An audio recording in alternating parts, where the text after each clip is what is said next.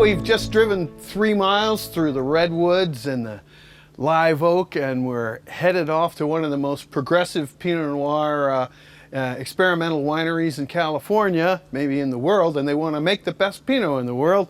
And love to invite the comparison with Domaine Romani Conti, and it's Clos de la Tech, and they're right up this road. Let's go see them.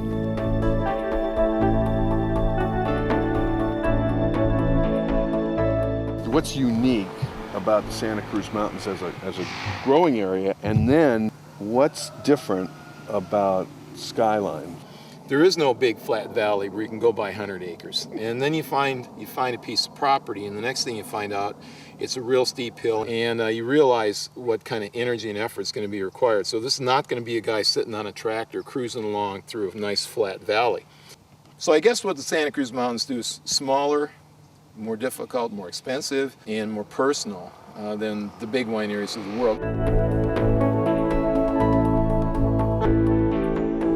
There's almost no erosion at all. The underlying soil structure is fractured rock, so it drains really well. One thing that we learned about Pinot Noir, especially because of Burgundy, is it likes cool. In this area, even at our vineyard at home, it's too hot. So TJ said, if I don't want to go somewhere else, like another state, Washington, Oregon, to get cool, where do? You go up. And that's what we did. We're at like, I think 400 feet at our house. We're 1,700 feet here, 2,300 feet at DV, Domaine Veleta. And so we get super cool, long growing seasons on this piece of property.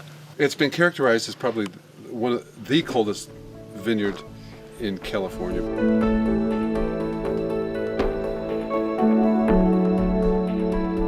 It is a form of cane pruning, except it has no replacement spurs. The replacement spurs come from the actual shoot that is a count bud that we take fruit off of. The shorter the cane, the more uniform growth that we get across the cane in the shoot, this year's shoot, because the longer the cane tends to get bare middles, as they call it, or weaker shoot. What kind of yield will you get? I'd be happy to have a ton per acre here.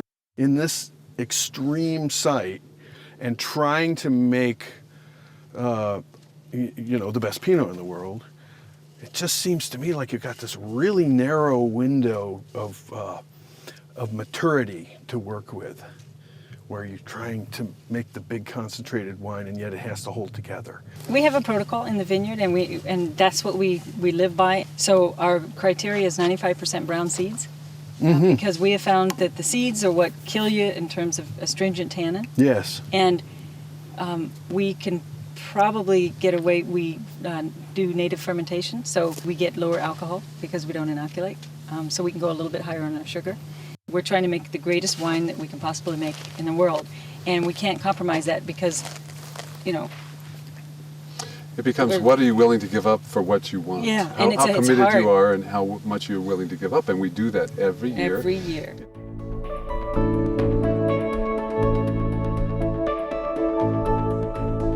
This is Swiss tunnel building technology.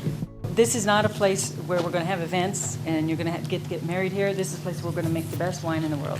When you get a wine from a single vineyard in the Santa Cruz Mountains, it's going to be something you haven't had before, even if you've had wine from the vineyards all around it. The way all the wines here are different. They're more intense. They have more of this mineral buzz I've been talking about. And there are some aromas that tend to show up, like the Chardonnays often have tamarind, beeswax. And I think it's particular to the Santa Cruz Mountains because the vineyards tend to be small, and also because you get no-till situations, is that the native plants are going to have their own aromas. And often in a droughty situation, things like thyme and sage and bay laurel. And then those aromas are going to end up in the wax cuticle of the grape.